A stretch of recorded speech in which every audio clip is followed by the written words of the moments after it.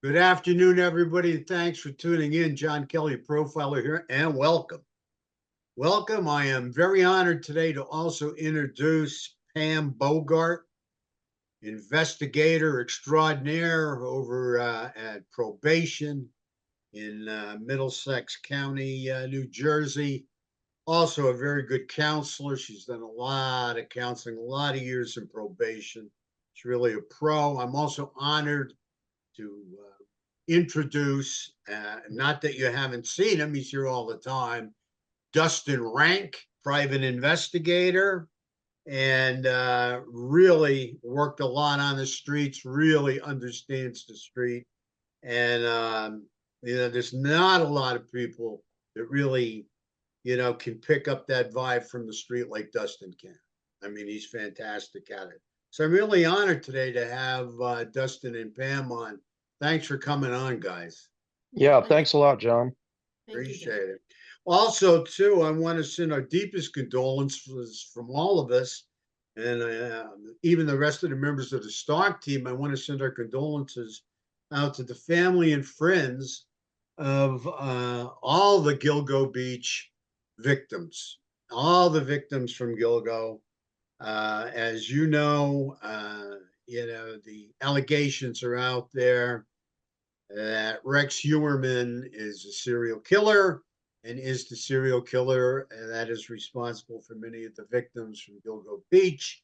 However, you know, Rex Heuermann is completely innocent until proven guilty in a court of law. And we're going to be just talking about him today and about where he's been, where he's worked, how he knows Gilgo. And it's pretty interesting. But remember, he's interested until proven guilty in a court of law. Also, what I want to bring out is the worst serial killer you can find is addictive illness. And you might want to check out our other channel, Thrive, John Kelly's Thrive, on addictive illness. We put a lot of educational stuff out there.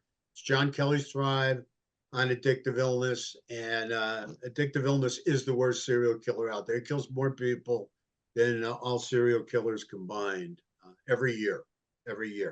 So with that being said, if you like what we're liking, give us a like. And if you're interested in what we're doing, please subscribe. At this point in time, let's go to Mr. Heuermann at Gilgo Beach. He was actually a guard there, some kind of security guard or something. And I noticed from a very good piece that was written up in Fox Digital by Mike Ruiz that he was out there looking around, and chasing kids that were there after hours. Kids are kids, teenagers are teenagers. So maybe they're loving it up a little. They want to stay together at sunset on the beach. And it seems Mr. Heuermann was like really chasing them, He was like a kind of like a zoning officer or something similar to BTK. Oh, no, but it's 9 o'clock. Gotta go. It's 8 o'clock. Everybody off the beach. They get that. And it's very similar in a way to BTK because of the power and control they get. But again, you can't say he is like or exactly like BTK as far as killing goes because he's innocent until proven guilty. Okay, Heuermann's innocent until proven guilty. BTK, has been found guilty. But, as BTK was an enforcement officer, Mr. Heuermann was enforcing the codes of the beach as a beach type security or guard, if you will. So, what do you think about this? I mean, you guys put it out there. He knew the beach. He knew it inside out. He was around it, and he's alleged to have put body parts and scattered body parts around the beach. What do you think about that, Dustin? Let me ask you first, because you mapped out Gilgo when you were down there. Yeah, I had the benefit of, not only getting able to walk that area quite a bit, which, anytime you're like picking up street intel, there is a certain amount of value to actually being in the geographical place. that you're working. I mean, there is some, we have obviously technology now, and that is a huge benefit to any kind of investigation. But when you're, because you never know, you can see things on the street and on the ground that you can't necessarily see from satellite imagery. You bump into people. I mean, there's some variables that you just can't account for from a remote location. And yeah, it's really an interesting place, and one of the places that I focused on was the area where Shannon Gilbert was found. But that whole entire area, I think we've talked about this before. It's one of the kind of eerie correlations that, I had as I was there at Gilgo where the girls were found. If you just look north, man, you're looking right into Massapequa. It's so like literally in this guy's backyard. And with this information that you're talking about him being a lifeguard or a beach guard or whatever, security dude, like this guy's so in his comfort zone, work in that area. And it's so interesting too, because it's not, when you get into the woods of Oregon as a contrast, right? Like you've got creek beds, you've got tons of wooded cover everywhere, like tons of places to hide a body. When you get on the Gilgo Beach, like that area, that South Shore, I mean, it doesn't look like a lot because there's not a lot of geography going on. It's reasonably flat. But what you do have is you have that really thick brush and that vegetation growing. And in this latest map that we're working on, where I'm kind of plotting some spaces, like distances, when you're standing at the edge, and this is an important point too, like as you're coming back west on Ocean Parkway, there's this really cool bike path that they've put, like a pedestrian path that wasn't built, back in the 90s. That didn't come along until like I think 2014, according to the PNR website. So the street, the roadway of Ocean Parkway would have had even easier access to that shrubbery because there's just a small barrier there before you get into either Oyster Bay or the neighboring little community of Gilgo.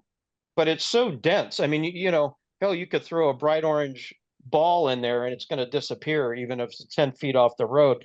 So it's no wonder that these girls have been concealed for so long. And even Shannon too, I mean, hell, she was only 90 feet off the roadway at the most. I mean, this is getting into a whole other, interesting thing with her death. And I don't know that she is related to Heuermann. She could be, but I've got some other theories kind of brewing with Pam about that. But yeah, it poses two interesting, like, for a guy that is comfortable with that area, he's going to be really familiar. A guy that's working the beach and lives literally across the bay, he's going to be intimately familiar with traffic patterns, seasonal flow of people. He's going to know the best times. Like if he's going to do a drive-by and dump a body, he's going to know the best time to do it. And even though you've got massive lines of sight going either way, even though, I don't remember what the mileage is from Gilgo to the causeway or down to the other bridge that goes to the mainland and South Shore, but it's flat. So, if even if you've got a limited amount of time, you kill the lights, you pull off the side of the road. I mean, it would take you 15 seconds. Your window of opportunity is real short, like it's super easy, fast in and out with a minimal amount of exposure. So it doesn't surprise me that if Heuermann is connected to this and they like definitively tie him to the Gilgo women, I mean, he's going to be, like I said, he's going to be intimately comfortable and he's going to be intimately familiar with all the logistics that go into getting a body dumped. This isn't like going into main Long Island, right? Like to a park, which, we think he may have done, and we know other serial killers have done for sure. But the exposure risk on that South Shore is much less because you just don't have the same kind of population density. It's a tourist place, and there are hours of operation out there too. You're not going to go to Gilgo Beach or the South Shore, and you're not going to technically be like driving your truck onto the beach and partying all night. It doesn't really work like that. It's like that in other parts of the country, and there's certainly parts, on the West Coast that you can absolutely do that, but that's not the South Shore. So, from a tactical standpoint, like it's a perfect place to get rid of a body. I mean, It it's is. just yeah, it's just really deceiving because it on the face of it, it doesn't look like it. But when you walk through that brush, I mean, I'm serious. You can walk in there 6, 10 feet, turn around. You can't. I mean, unless you're not really, unless you're like not paying attention to your, like situational awareness, it'd be really easy to get turned around in there. With the exception of, this kind of ties into another theory with Shannon, but because you're so close to the roadway, you've got street lamps, you do have cars going by, you've got like the audio of the cars. I mean, hell, I live almost a mile from a highway and I can hear the cars. I mean, we're talking, these girls were, and this is, I think, something that struck me too, that I found incredibly sad because it's so expedient. It's such an expedient place. It was almost like somebody littering, you know, and that was pretty heartbreaking to stand there and kind of contemplate. You know what I mean? Yeah, that's rough stuff. And off season, like you said, it's a seasonal place, right? Yeah, I yeah. mean, off season, I mean, you have very few cars. You don't have a lot of traffic at all on those roads. So you can look, the stretches there, you can look and see nobody's coming for miles, right? At That's right. night, because you'd see their Right. lights. So it's like you said, dumping a body, and very, very sad indeed just to be able to, toss somebody out like that. Pam, what do you say? Well, I mean, I think Dustin really covered it, but I was even thinking the significance of that place and the familiarity of it probably went back even before, because I think he did this in college.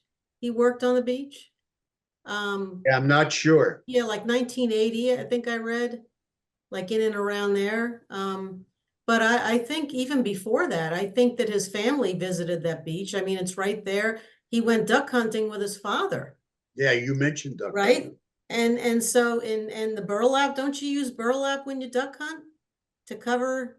Good question. I'm not the guy to ask Oh, that to, but but I'm just thinking why not? Why it not? probably, had some sort of significance to him relating to his father also, just, Well, it degrades. The burlap degrades, right, over time, so it would degrade with the body. Right. I'm just talking about the fact that the beach, like Right, right, because he right, spent time with his father there. I mean, right, father right. seems to be important to him because he's brought him up quite a bit about. Yeah, you're right.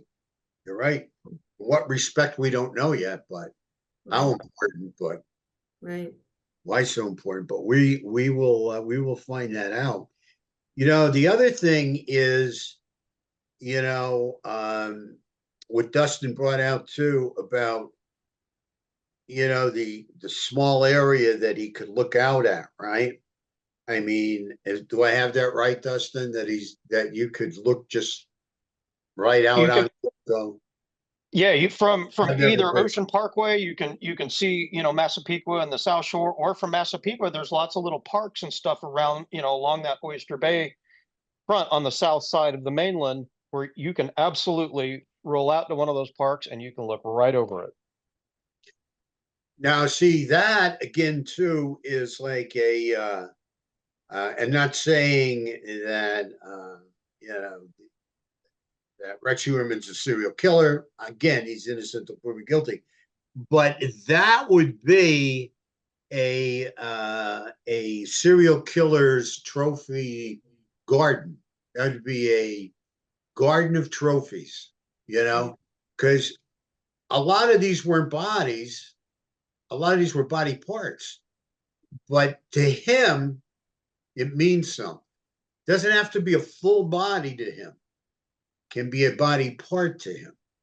But it just, he's looking out. The person, whoever the killer is looking out, okay, into this trophy garden that they've set up. I think that's really interesting. I do believe the serial killer the Gilgo serial killer has got a lot more victims out there than Gilgo. I truly believe that. If, in fact, Rex Heuermann is the killer, which he's alleged to be, he definitely would have more victims out. But we won't know until, he goes to court. If he's even a serial killer, he's innocent until proven guilty. But these kinds of guys, they start acting out early 20s, maybe mid 20s, 25, 23, 24, around there, and then the years go by. Okay. Now he's only recently been arrested at the age of how old was he when he was arrested? Like 59 or something? Yeah, it was Right. late 50s. Yeah. Yeah. I mean, so, much more, I think, to be revealed if he, in fact, is the killer. I think there'll be a much higher body count if he, in fact, is the killer. There's no question about it. And, coming up to the trial, literally, we're splitting hairs as far as the defense is going on the trial.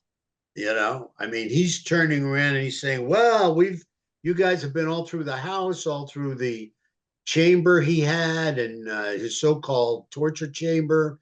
And the defense has said, law enforcement has found no DNA, no blood, nothing, no evidence, zilch, nothing. Okay. And Pam and I were talking about it. And of course, well, he's had many years to clean that up if he, in fact, is the killer, right? I mean, there's no question about it. So when you talk about splitting hairs, literally, the DNA evidence they have is, hairs, I think, from who, Pam? From the wife and from then his the daughter. house. Yeah. But that would make sense because, as I had said, from all the stuff that he had on that computer about, mapping out the killings and what to do and to-do lists and all that stuff, he had hairnets on there. So apparently he himself wore a hairnet because that was in with the, the gloves, all the things that he had to bring with him to do this. But the wife and the daughter both have very thick, long hair, and that's going to get all over the place. That's like transfer onto, The interesting thing, John, is that the DNA testing that they did, that the defense attorney is saying that is like sort of like magic, and he's not giving any credit to it, that testing was used to identify 9/11 victims. So how bad could that testing be, right? That's got to be pretty accurate. Oh, I have no doubt. Mm-hmm. I have no doubt in the accuracy of the testing, Pam. Right. I have no doubt in that. I just think it's pretty ironic that we have a guy that bought himself a hairnet to wear, so he wouldn't get any of his hair on supposed victims or alleged victims, but yet had to transfer hair on them from his house. Right. Okay. And a house supposedly, allegedly he used when his family was out of town, okay, to torture and kill these girls. I think it's very interesting and ironic. It's amazing to me the pains that some of these serial killers go through, and we know a couple, right, to think and believe they committed the perfect crime, right? I mean, so he is actually caught carrying on by his family's hairs who are away in another country or on vacation somewhere else. I think that's pretty ironic, pretty interesting, and real justice in some respects. 100%. Yeah. But I mean, he's definitely going to have a hard road to hoe here. There's no question about it. To to get off these charges. I mean, they've got a lot of victims they can tie him to. I think it's 7 now, right? 6 or 7. Something like that, yeah. 7, yeah, I think it's I think 7. it's 7. And I think there may be more to come, depending on where they look and what they have. Pam, this is the other thing. We've talked about him. You more or less have talked about this, and it's a very interesting point. You told me you saw, and you didn't see, but you read about someone seeing him come out of the woods with all camouflage on or something. Yeah, this was like, And- yeah, it was shortly before he was arrested. And so, I mean, they only talked about it like in one article. I only heard about it like once. It was very little coverage on it. But this young girl that was in this park that's sort of by his house, I think, and she was on a bike and she saw him coming out of the woods like all sweaty, with a camouflage outfit on. And I think he was approaching her like and said something to her, and it creeped her out. And when he got arrested, she remembered who that was, but I think she reported it because he was acting creepy. So, but that, you don't hear much about that. Like, I wonder, what was he doing in the woods? Like, what was he checking on, or what was he going there for? Or what's in that woods there? What's in that park? What I will tell you about these guys from interviewing the number of serial killers I've interviewed, which isn't a great number, but 4 or 5 of them, and the most important thing to them is reliving the fantasy and having a trophy, something for them to look at, really helps them relive the fantasy. And when they relive the fantasy, they get sexually excited, extremely sexually excited. Now, when I have said in many other videos that these guys are hypersexual, I mean to tell you, they are hypersexual. Okay. I mean, these guys masturbate many times through the course of a day. I mean, reliving this fantasy and becoming sexually excited over thinking about this fantasy. They'll write about it. Okay. They'll write little stories about it. Right.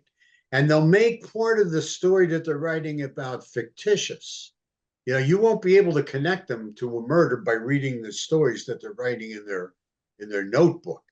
Okay. But by writing this story, and they're reliving it, but they're doing it in a fictitious way where you can't get evidence out of their writings, right? And that turns them on. That gets them sexually excited.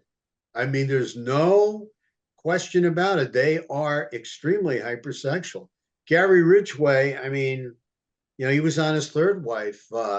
His other 2 wives left him. I mean, this guy was just, so hypersexual and wanted sex all the time. It was incredible. And when you look at him, I mean, this guy didn't only want sex with the living. This guy was a necrophiliac. This guy was so hypersexual, he was killing the women and taking them to a secret place off in the woods, and then would return day or 2 or 3 days later to have sex with the dead body. I mean, this is how hypersexual these guys can be. And it's so interesting. They pretty much always want some kind of trophy. The one serial killer I know calls them trinkets, but he gets off to them, and since his trinkets were taken away when he was arrested, he has to write a lot about it, and that sexually stimulates him. But it's amazing. I just don't believe that this is all this guy's done. What's interesting to me too is kind of how smart he was, really, to never get arrested for any of the things we usually see pertaining to serial killers. Like we usually see a buildup to this. We see a lot of breaking and entry, when they're younger, a lot of juvenile crimes when they're younger. We usually see maybe some arson when they're younger. We may see a history of just antisocial behavior, and not only a public history and a family history, but a legal history. And this guy, I mean, really, you got nothing. I mean, you got nothing here until this guy's like 58, 59, 60 years old, right? I mean, we don't have anything, right? There's nothing there. And that's peculiar. And then what's also interesting, I think he's one of the smartest serial killers that we've ever run into, if not the smartest, because you know, uh, this guy has just continued, to change his MO. Mhm. I mean, I will take some criticism for really believing that we were dealing with pretty much definitely two in my mind, serial killers, in Long Island, not just one. And it was really strange to me because I never heard throughout history two serial killers having the same dump site. But the MO was different in a lot of the different cases. Very rarely is a serial killer that's not a cutter all of a sudden becomes a serial killer that's a cutter and chopping bodies up and then traveling with bodies for quite a ways. Some of these bodies were found 40, 50 minutes away from Rex Heuermann's house that he's been arrested for. Okay, that he's been indicted for. I mean, this is different kind of this is very smart, different kind of behavior to throw investigators off. I mean, this guy got away with for a lot of years. A lot of years. There's no question about it. And I mean, splitting hairs indeed. If it wasn't for his daughter and his wife, we probably wouldn't have him indicted because it was their hairs that he transferred on to the victims. It's interesting, very interesting case. Yeah, and to your point, John, you're talking about this, the intelligence level here. And again, like this guy isn't convicted yet, but as we're looking at what he does for a living, like this dude is, he's obviously at least partially tech savvy. He's also used to working within a lot of, New York City, as we know, is a huge place with a lot of building codes and a lot of, it's got a lot of bureaucracy. And I don't mean that at all in a negative term. I'm just saying it's a huge population density area and they got a lot of rules. I mean, this guy's like a troubleshooter. He's a problem solver, right? Like he's used to like weaving himself in and out and bobbing and weaving, working with building codes, working with structures, understanding how organizations work. And he's obviously, like Pam said too, he's obviously doing research, on the internet and following along. Is another allegation that I've heard plenty of times, from the evidence of him kind of, tracing the investigation that had been going along since the whole thing broke. So that gives me a bit of pause, as we kind of go forward with this type of behavior because, the tech angle isn't going anywhere. If anything, it's going to become more of a role, I think, as we get down the road with it. Plus, Dustin and John, he had a family member, an uncle who was law enforcement, who went on to be FBI. So, he's pretty knowledgeable about. And he had friends, right, in the police force. I mean, the corrupt ones. Yeah. Yeah, who knows how he was connected there. I mean, we had all that corruption going on, which unfortunately stalled this investigation, early on. And these guys were great. Law enforcement on Long Island was really great. That they really worked hard to, and were able to revive this case. They did a fantastic job. My hat goes off to them. They're really good. Absolutely. The other thing with him too is how visual he is. That's why it would be very important for him to be able to look out, to see his work, or his art, Mhm. and how his mind handles it, right? You can see that in the kind of work that he did. He's an architect. You can't, like John Kelly will never become an architect, right? I mean, no way.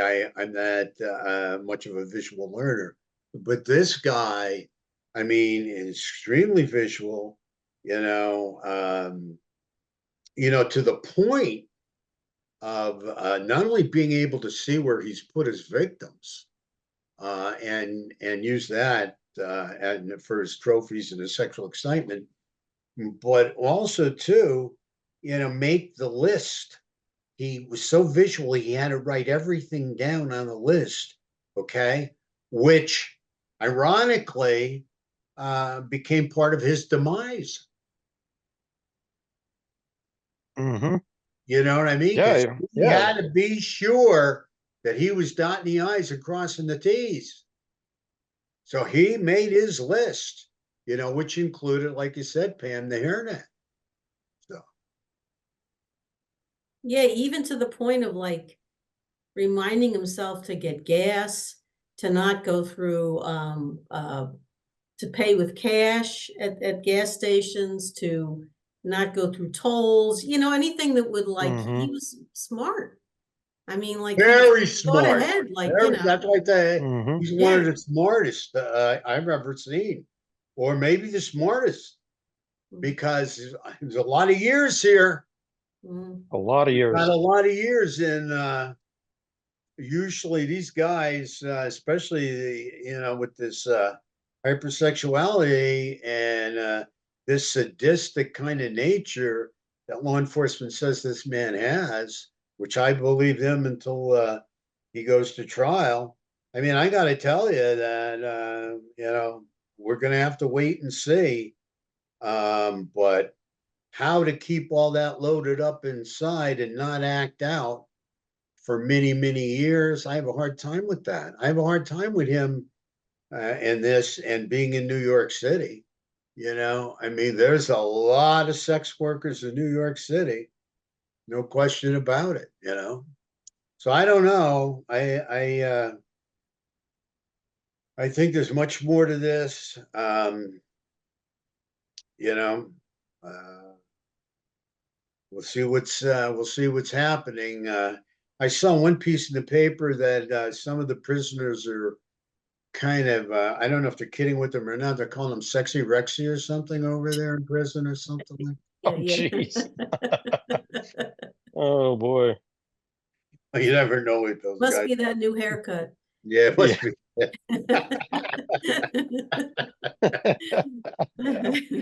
Oh Yeah, man. yeah. So I mean, it's pretty interesting. This is really interesting.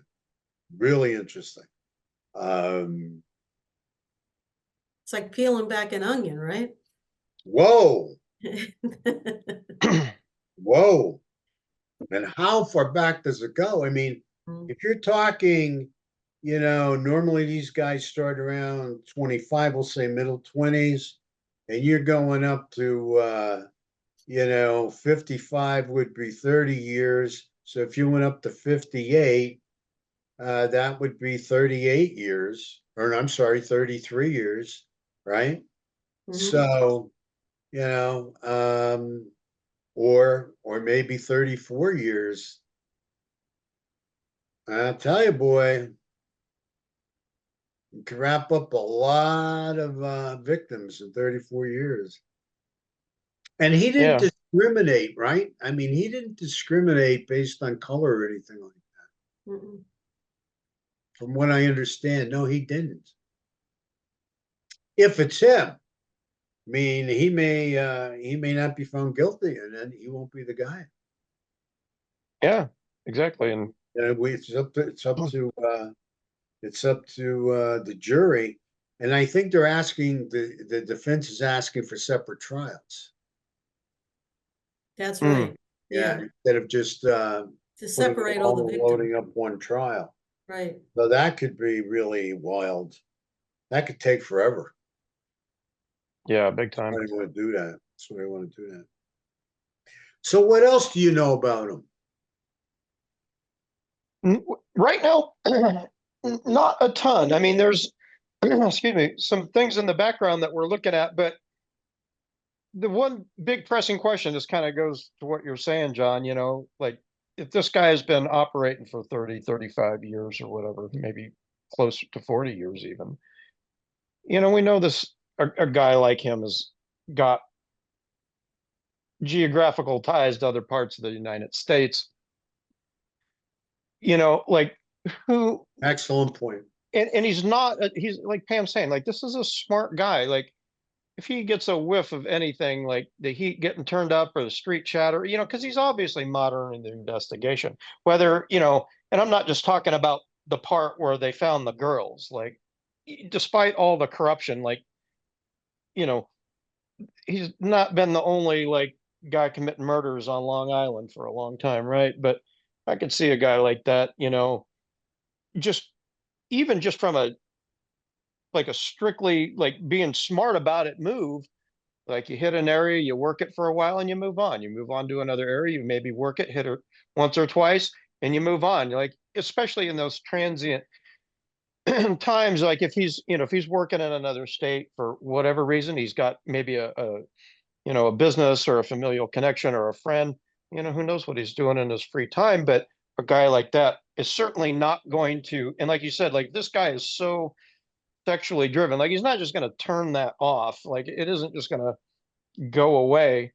But what a better time to, you know, he can't arouse too much suspicion at home. Like he can't just randomly send his, family out of town every time. He's got to get out and like get some action, right? But he can go out of town pretty easily. He can go out of town. Hell, he could write it off as a business expense. You know what I mean? Absolutely. And he has relatives outside of town. Yeah, Oh, absolutely. Yeah. And he's had real estate interests in other states. He's got all kinds of stuff kind of scattered around the country. So, and not in a super broad scope, but it's definitely there. And I can't believe a guy with those kind of smarts and like tactical sensibility is not going to be utilizing an area outside of his hometown, because again, he's still going to have familiarity with it, especially if he's got, like a condo or a family member, like that's still going to be like well within his comfort zone. And those places, especially if he's got real estate holdings, like he's going to design that around some level of familiarity and comfort where he can operate. So it'll be interesting to see, like, we know some of the areas that he has contacts. It'll be interesting to see if anything like more gets brought out about that, because if we're looking for more bodies, you just kind of have to do the math and say like there's got to be more outside of Long Island as well. And like you brought up, you talked about his addiction, his sexual addiction. Uh, that's what goes on with the majority of these guys. Like I said, because they're hypersexual, all right? But with him, he's like a hybrid, because you don't only have this sexual addiction that has to be fed, you have this sadistic addiction that has to be fed. If he's the guy, again, he's innocent until proven guilty. But this killer here is a sexual sadist. This isn't just a power and control serial killer, kill him and toss him on a highway. I mean, this guy put effort into his work, if he's the guy, and he enjoyed his work. Well, you More better believe it. fun. have more rest so you can have more fun if he's the guy. That's right. Well, and sorry, Pam, go ahead. I mean, No, I was gonna say that's was in one of his writings, reminding himself to get more rest so he could have more fun. That's right. Yeah. Yeah.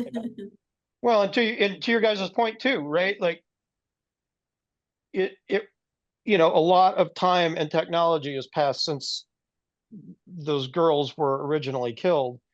I mean, I don't think people, if you're not used to hunting, I grew up hunting as a kid out where I live, and whether you're, to field dress a deer or an elk, one, it's messy, and two, it takes time.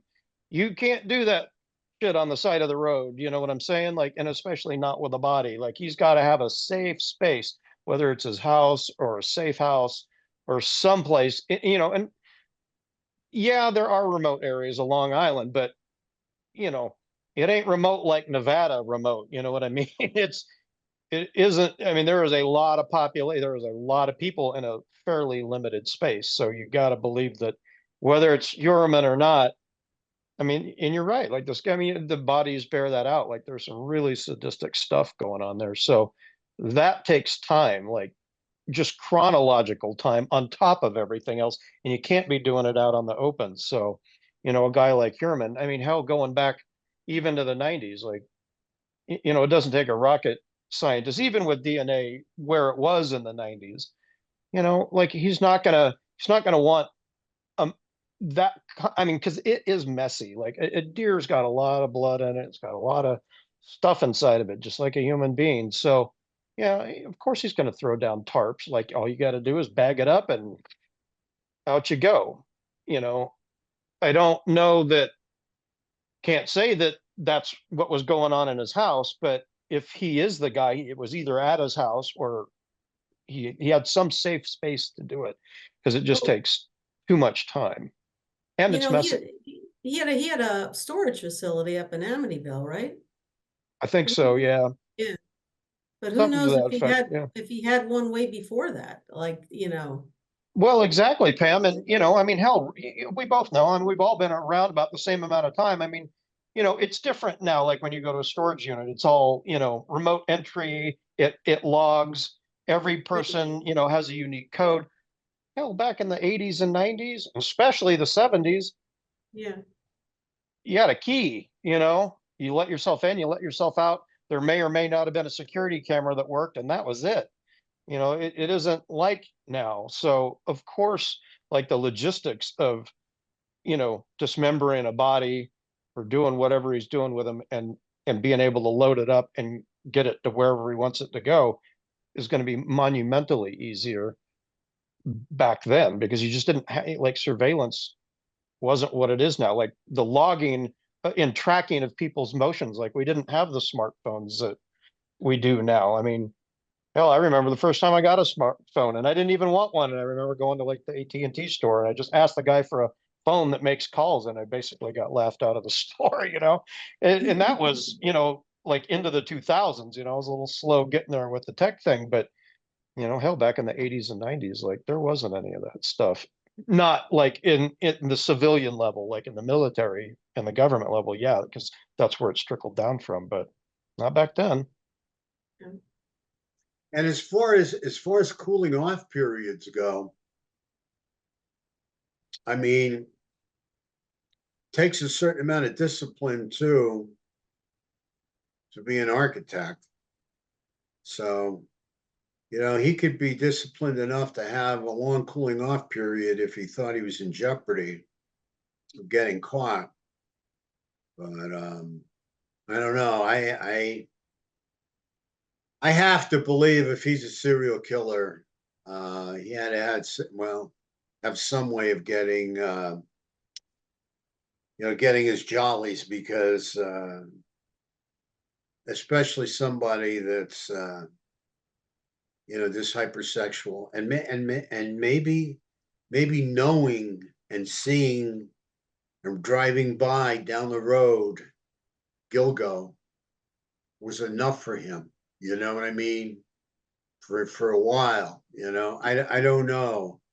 Because like you said, with the cameras and everything, the security that's out there, I mean, definitely he would have gotten caught a lot sooner if he acted out. But, based on what we know. But then you go to this property owned out of town and these out of town trips and everything. It's these hunting trips and stuff too. He was an avid hunter too, so Yeah, and who know who the heck? We don't know. I just think there's more to be revealed.